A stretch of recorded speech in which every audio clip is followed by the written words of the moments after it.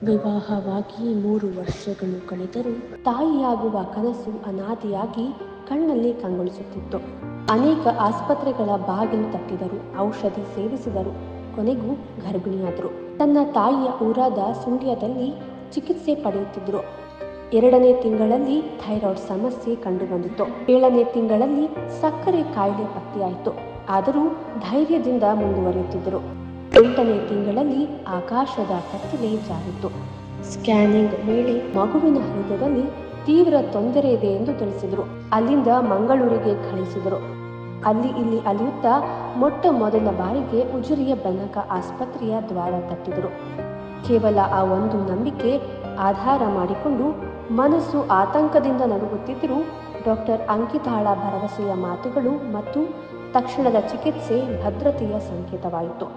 ಸಕ್ಕರೆ ಮತ್ತು ಥೈರಾಯ್ಡ್ನ ಸಂಕಷ್ಟಗಳ ಮಧ್ಯೆಯೂ ಸುರಕ್ಷಿತವಾಗಿ ಕರುಳ ಕುಡಿ ಜಗತ್ತಿಗೆ ಕಾಲಿಟ್ಟಿತು. ಇಂದು ತಾಯಿ ಹಾಗೂ ಮಗು ಇಬ್ಬರು ಆರೋಗ್ಯವಾಗಿದ್ದಾರೆ.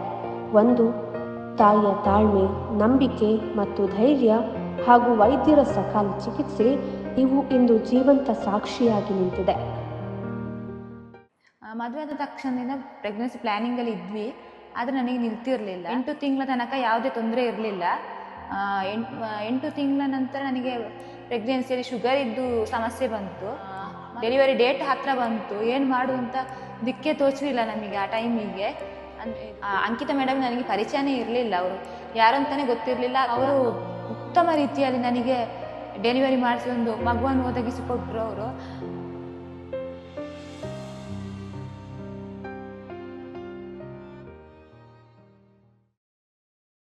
ನನಗೆ ಮದುವೆಯಾಗಿ ಇವಾಗ 3 ವರ್ಷ ಆಯಿತು. ಮದುವೆ ಆದ ತಕ್ಷಣದಿಂದ ಪ್ರೆಗ್ನೆನ್ಸಿ ಪ್ಲ್ಯಾನಿಂಗಲ್ಲಿ ಇದ್ವಿ, ಆದರೆ ನನಗೆ ನಿಲ್ತಿರಲಿಲ್ಲ. 2-3 ಕಡೆ ಪ್ರೆಗ್ನೆನ್ಸಿ ಬಗ್ಗೆ ಇದು ಮೆಡಿಸಿನ್ ಮಾಡಲಿಕ್ಕೆ ಹೋದ್ವಿ. ಕೊನೆಗೆ ನನಗೆ ಕೊಕ್ಕಡದ ಮದ್ದಿನಿಂದ ಆಯಿತು. ಮತ್ತು ಥೈರಾಯ್ಡ್ನ ಸಮಸ್ಯೆ ಇತ್ತು. ಅದು ಸ್ಟಾರ್ಟಿಂಗಲ್ಲಿ ಗೊತ್ತಾಗಿತ್ತು ಥೈರಾಯ್ಡ್ ಇದ್ದು. 8 ತಿಂಗಳ ನಂತರ ನನಗೆ ಪ್ರೆಗ್ನೆನ್ಸಿಯಲ್ಲಿ ಶುಗರ್ ಇದ್ದು ಸಮಸ್ಯೆ ಬಂತು. ಥೈರಾಯ್ಡಿಗೂ ಇದು ಮದ್ದು ಮಾಡ್ತಾ ಇದ್ವಿ. ಕೊನೆಗೆ ನಾವು 8-8.5 ತಿಂಗಳ ಸ್ಕ್ಯಾನಿಂಗಲ್ಲಿ ಸುಳ್ಯದ ಆಸ್ಪತ್ರೆಗೆ ಹೋಗ್ತಾ ಇದ್ವಿ.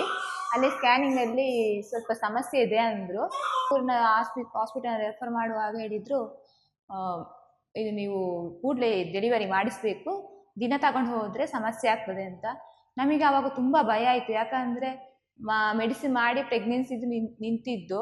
ಕೊನೆಗೆ 8.5 ತಿಂಗಳಲ್ಲಿ ಮಗುವಿನ ಬಗ್ಗೆ ಸಮಸ್ಯೆ ಇದೆ ಅಂತ ಹೇಳುವಾಗ ಭಯ ಆಯಿತು. ಏನಂದರೆ ಒಂದು ಕಡೆ ಆ ಟೈಮಲ್ಲಿ ನಮಗೆ ಡೆಲಿವರಿ ಇದು ಜರ್ನಿ ಮಾಡ್ಬೋದಾ ಮಾಡಬಾರ್ದಂತ ಸಮಸ್ಯೆ ಆಯಿತು. ಅದು ಅಲ್ಲದೆ ಗಂಡನ ಮನೆಯಿಂದ ತಾಯಿ ಮನೆಗೂ ನನಗೆ ತುಂಬ ದೂರ ಆಗ್ತದೆ. ಡೆಲಿವರಿ ಡೇಟ್ ಹತ್ತಿರ ಬಂತು. ಏನು ಮಾಡು ಅಂತ ದಿಕ್ಕೇ ತೋಚಲಿಲ್ಲ ನಮಗೆ ಆ ಟೈಮಿಗೆ. ಡೆಲಿವರಿಗೆ ಅಂಕಿತಾ ಮೇಡಮ್ ಹತ್ರ ಹೋಗಿ ಅವ್ರ ಕೈಗುಣ ಒಳ್ಳೇದಿದೆ, ಅವ್ರು ಆದಷ್ಟು ನಾರ್ಮಲಿಗೂ ಟ್ರೈ ಮಾಡ್ತಾರೆ, ಒಳ್ಳೇದಿದೆ, ಅಲ್ಲಿಗೆ ಹೋಗಿ ಅಂತ. ಹಾಗೆ ನಾನು ಬೆನಕ ಹಾಸ್ಪಿಟಲಿಗೆ ಬಂದು ಅವ್ರ ಪಾಪ ನನ್ನ ರಿಪೋರ್ಟ್ ಇಷ್ಟು ತನಕ ಅವ್ರು ನೋಡೇ ಇರಲಿಲ್ಲ. ಅವ್ರು ತಕ್ಷಣ ನನ್ನ ಫೈಲನ್ನು ನೋಡಿ ಹೇಳಿದರು, ಸಮಸ್ಯೆ ಸ್ವಲ್ಪ ನಿಜವಾಗಿ ನನ್ನ ಸಮಸ್ಯೆ ಕ್ರಿಟಿಕಲ್ ಆಗಿತ್ತು. ಆದರೂ ಅವರು ತುಂಬ ಅದನ್ನು ಡೀಪಾಗಿ ಡಿಸ್ಕಷನ್ ಮಾಡಿ, ನಾವಿದ್ದೇವೆ, ಏನು ಹೆದ್ಕೊಳ್ಬೇಡಿ, ಆ ಥರ ಏನಾಗಲ್ಲ, ನಾವು ನೋಡ್ಕೊಳ್ತೀವಿ ಅಂತ ಹೇಳಿದರು. ಆದಿತ್ಯವಾರ ನನ್ನನ್ನು ಬಂದು ಅಡ್ಮಿಷನ್ ಮಾಡಿಕೊಂಡ್ರು. ಸೋಮವಾರ ಬೆಳಿಗ್ಗೆ ನನಗೆ ಒಂದು ಗಂಡು ಮಗುವಿನ ಜನನ ಆಯಿತು. ಅವರ ಅಮ್ಮ ಪಾಪ ನನಗೆ ಸಿಸರಿನ್ ಆದರೂ ಕೂಡ ಏನು ಇದು ಖುಷಿಯಾಗಿ ಅವರು ಮಾತಾಡಿಸ್ಕೊಂಡು, ಒಂದು ತಾಯಿ ಮಗಳು ಯಾವ ರೀತಿ ಇದು ಮಾಡ್ತಾರೆ ಆ ಥರ ನನ್ನನ್ನು ನೋಡಿಕೊಂಡ್ರು. ಸಿಸ್ಟರ್ಸ್ಗಳು ಎಲ್ಲರೂ ಕೂಡ ಆ ಥರ ಒಳ್ಳೆ ಇದರಲ್ಲಿ ನನಗೆ ಇದು ಚಿಕಿತ್ಸೆಯನ್ನು ಕೊಡಿಸಿದ್ರು. ನನಗೇನು ಪುನಃ ಒಂದು ಜನ್ಮ ಬಂದಾಗ ಆಯಿತು. ಮನೆಯವ್ರಿಗೆಲ್ಲರಿಗೂ ಖುಷಿ ಆಯಿತು. ಮತ್ತು ಸ್ವಲ್ಪ ಭಯ ಇತ್ತು. ಅಂದರೆ ಹಾರ್ಟಿದು ಸಮಸ್ಯೆ ಇದೆ ಅಂತ ಸ್ಕ್ಯಾನಿಂಗ್ ರಿಪೋರ್ಟಲ್ಲಿ ತೋರಿಸಿದ್ರು. ಆವಾಗ ನನಗೆ ಧೈರ್ಯ ಆಯಿತು, ಇಷ್ಟ ಆಗಿದೆ, ಇನ್ನೂ ದೇವರು ಕೈ ಬಿಡಲಿಕ್ಕಿಲ್ಲ. ಅಂಕಿತಾ ಮೇಡಮ್ ಕೂಡ ಲಾಸ್ಟ್ ಮೂಮೆಂಟಿಗೆ ಈ ಥರ ಪ್ರಾಬ್ಲಮ್ ತಗೊಂಡು ಫೇಸ್ ಮಾಡಿ ಇಷ್ಟು ತನಕ ದೇವರು ತಂದು ನಿಲ್ಲಿಸಿದ್ದಾನೆ ನನ್ನನ್ನು, ಇನ್ನು ಏನಾಗಲಿಕ್ಕಿಲ್ಲ ಅಂತ. ಅದ್ರ ಥರನೇ ಆಯಿತು. ಇದು ಡೆಲಿವರಿ ಆದ ಮೇಲೆ ಕೂಡ ಅವರು ಅವಾಗವಾಗ ವಾರ್ಡಿಗೆ ಬಂದು ಹೇಗಿದ್ಯಮ್ಮ, ಹಾಗೆ ಹೀಗೆ ಎಲ್ಲ ಅದರ ಬಗ್ಗೆ ಇದು ಸಜೆಷನ್ ಕೊಡ್ತಾ ಇದ್ರು. ಮಗುವನ್ನು ಕೂಡ ಚೆನ್ನಾಗಿ ನೋಡ್ಕೊಳ್ತಿದ್ದಾರೆ. ತುಂಬ ಖುಷಿ ಆಯಿತು ನನಗೆ. ದೇವ್ರ ದಯೆಯಿಂದ ನನಗೆ ಆ ಮಗುವಿಗೆ ಅಂಥ ಸಮಸ್ಯೆ ಏನು ಬರಲಿಲ್ಲ.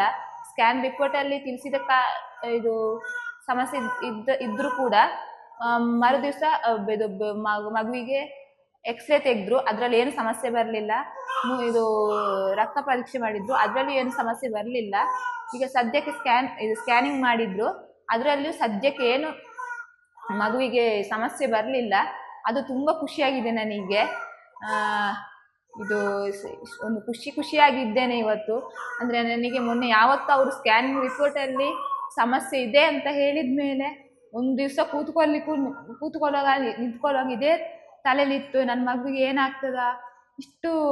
ಅಂದರೆ ಸ್ಟಾರ್ಟಿಂಗ್ ಗೊತ್ತಾಗ್ತಿದ್ರೆ ಸಮಸ್ಯೆ ಆಗ್ತಿದೆ ನಮಗೆ, ಇವತ್ತು ನಾಳೆ ಇರುವಾಗ ಗೊತ್ತಾಗುವಾಗ ಮಗು ನನಗಾಗ್ತಿತ್ತು, ಮಗುವಿಗೆ ನೀ ಏನು ಮಾಡ್ತಾರಾ ಆ ಥರ ಈ ಥರ, ನನ್ನ ಜೀವ ಆ ಥರ ತುಂಬ ಇದಾಯಿತು. ಆದರೆ ನನಗೆ ಏನೋ ಇಲ್ಲಿಗೆ ಬಂದ ಮೇಲೆ ಅವ್ರು ಧೈರ್ಯ ಕೊಟ್ಟ ಮೇಲೆ ತುಂಬ ಖುಷಿಯಾಗಿದ್ದೇನೆ ಮೇಡಮ್. ಇದನ್ನು ಯಾವತ್ತೂ ನಾನು ಮರೆಯಲ್ಲ. ಅಂದರೆ ಅಂಕಿತಾ ಮೇಡಮ್ ಮತ್ತು ಅವರ ಅಮ್ಮ ಒಂದು ಧೈರ್ಯ ಕೊಟ್ಟ ಕಾರಣ ನನ್ನ ಅಮ್ಮನವರಿಗೂ ಧೈರ್ಯ ಬಂತು. ಅವರು ಉತ್ತಮ ರೀತಿಯಲ್ಲಿ ನನಗೆ ಡೆಲಿವರಿ ಮಾಡಿಸಿ ಒಂದು ಮಗುವನ್ನು ಒದಗಿಸಿಕೊಟ್ರು ಅವರು. ಅದ್ರ ಜೊತೆ ಸುಮಾರು ಜನ ಕೇಳ್ತಿದ್ದಾರೆ ಎಲ್ಲಿ ಡೆಲಿವರಿ ಆಗಿದ್ದು ಅಂತ. ನಮ್ಮೂರಿನವರು. ನನಗೆ ಖುಷಿ ಆಗ್ತಾ ಹೇಳ್ತಿದ್ದೇನೆ, ಬೆನಕ ಹಾಸ್ಪಿಟಲ್ ಅಂಕಿತಾ ಮೇಡಮ್ ಅಂತ. ಅವ್ರು ಬಂದು ತುಂಬ ಮಾತಾಡಿಸುವಾಗ ಆ ಥರ ಈ ಥರ ತುಂಬ ಖುಷಿ ಆಗ್ತದೆ. ಅದು ಯಾವತ್ತೂ ಮರೆಯಲ್ಲ. ಇವತ್ತಿಗೆ ಖುಷಿಯಾಗಿದ್ದೇನೆ.